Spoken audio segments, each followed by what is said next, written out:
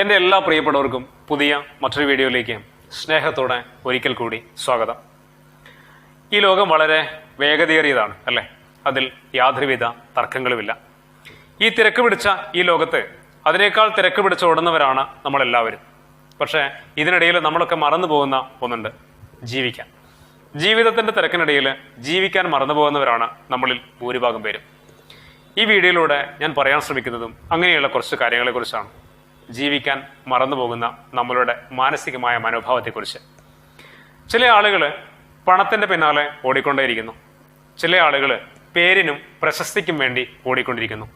ചില ആളുകളാവട്ടെ അധികാരത്തിന് വേണ്ടി ഓടിക്കൊണ്ടിരിക്കുന്നു. എന്നാൽ മറ്റു ചില ആളുകളുണ്ട്, തൻ്റെ മക്കൾക്ക് വേണ്ടി തൻ്റെ ഇഷ്ടങ്ങളെയും സ്വപ്നങ്ങളെയും ആഗ്രഹങ്ങളെയും ഒക്കെ മാറ്റി നിർത്തി ഓടുന്നവർ. ഏതായാലും ഇങ്ങനെയുള്ള ആളുകളൊക്കെ ഏതൊക്കെയോ തിരക്കുകളിലൂടെ കടന്നു പോവുകയാണ്.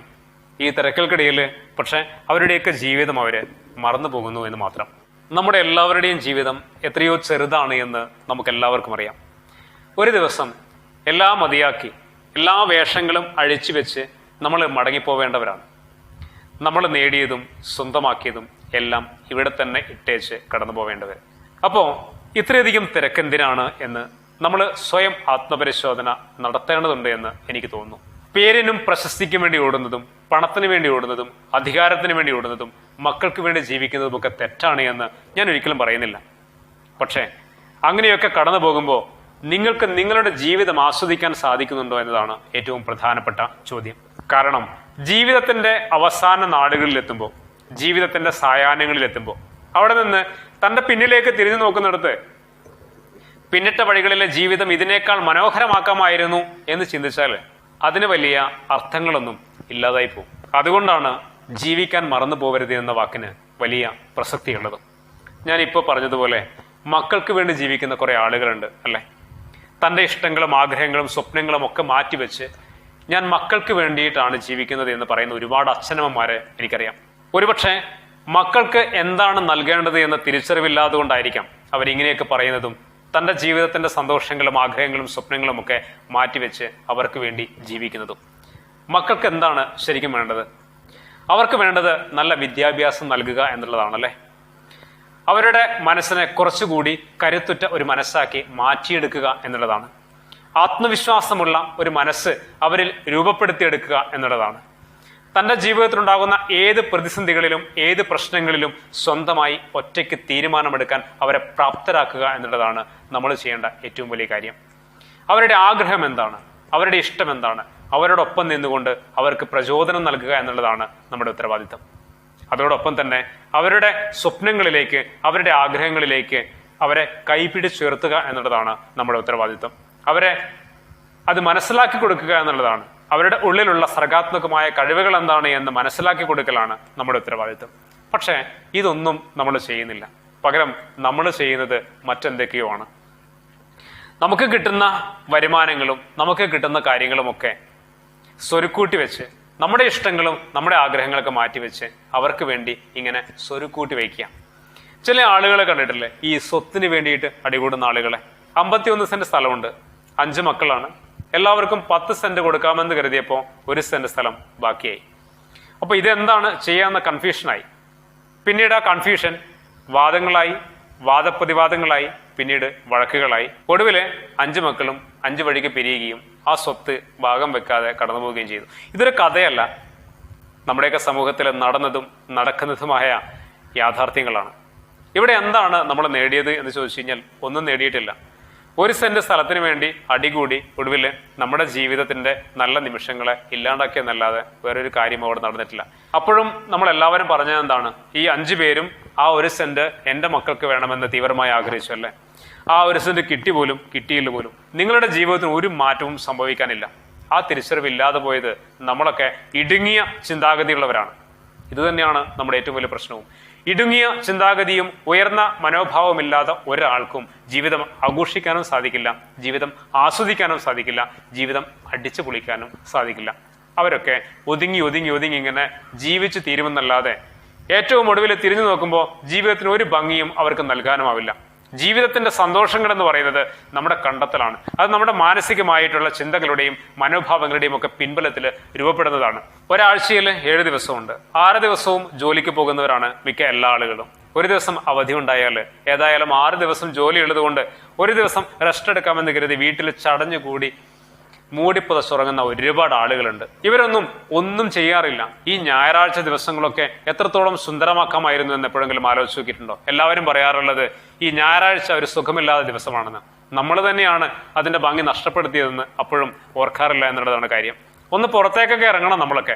അപ്പോഴും നമ്മൾ ചിന്തിക്കുന്ന എന്താണ്? പുറത്തിറങ്ങിക്കഴിഞ്ഞാൽ ചെലവ് കൂടുതലാണ്, അതുകൊണ്ട് പുറത്തിറങ്ങണ്ട എന്ന്, അല്ലെ? അത്രത്തോളം ഇടുങ്ങിയ ചിന്താഗതികളാണ്. പിന്നെ ആർക്ക് വേണ്ടിയാണ് നമ്മളൊക്കെ നേടുന്നത്, പണം സമ്പാദിക്കുന്നത്? സൂക്ഷിച്ചു വെക്കാനാണെങ്കിൽ ഇത്രയധികം കഷ്ടപ്പെടേണ്ടതൊന്നുമില്ല എന്നാണ് എനിക്ക് തോന്നുന്നത്.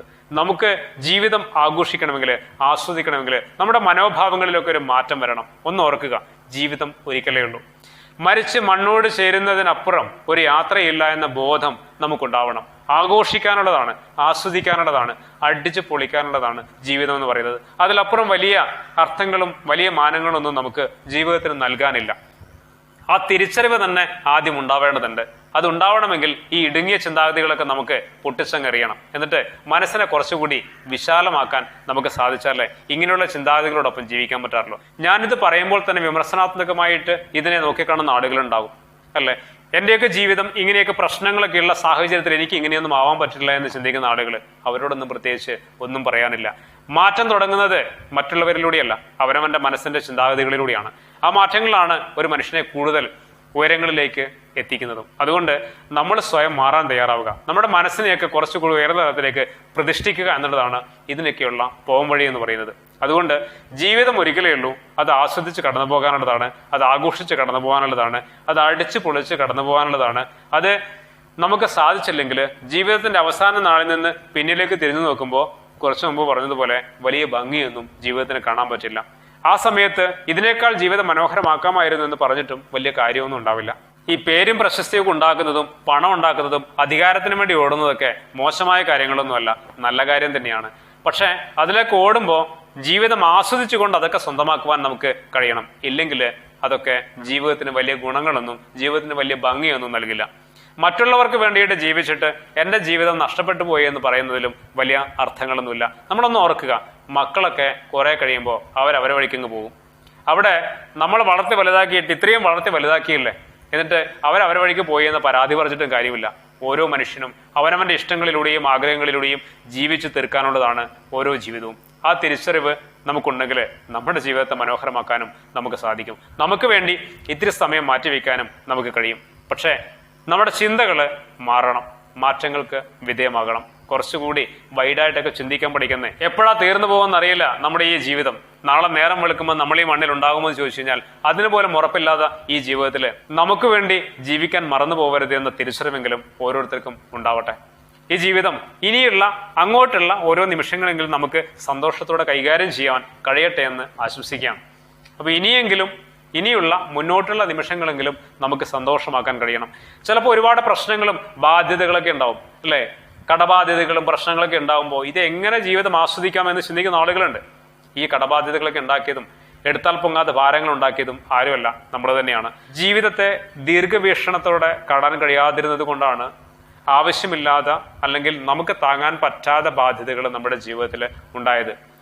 നമ്മുടെ ജീവിതത്തിൽ എന്തൊക്കെ കാര്യങ്ങൾ ഉണ്ടാകുമെന്ന ഒരു ബോധം നമുക്കുണ്ടായിരുന്നുവെങ്കിൽ അതിനുള്ള തയ്യാറെടുപ്പുകൾ അതിനു മുമ്പേ നമുക്ക് നടത്താൻ സാധിച്ചിരുന്നുവെങ്കിൽ ഒരു പരിധിവരെ വലിയ വലിയ പ്രശ്നങ്ങളൊന്നും നമുക്ക് ബാധിക്കില്ലായിരുന്നു.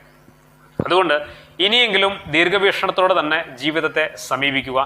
ഈ ജീവിതം ചെറുതാണെന്ന തിരിച്ചറിവോടുകൂടി ഇതിനെ മനോഹരമാക്കാനുള്ളതാണ് എന്ന ബോധ്യത്തോടു കൂടി എത്ര തിരക്കുകൾക്കിടയിലും ജീവിതത്തിന്റെ സന്തോഷങ്ങളെ കണ്ടെത്തേണ്ടതാണ് എന്ന ഒരു ഓർമ്മയോടുകൂടി നമ്മൾ ജീവിക്കാൻ ശ്രമിച്ചാൽ ജീവിതം കുറെ കൂടി മനോഹരമാകും.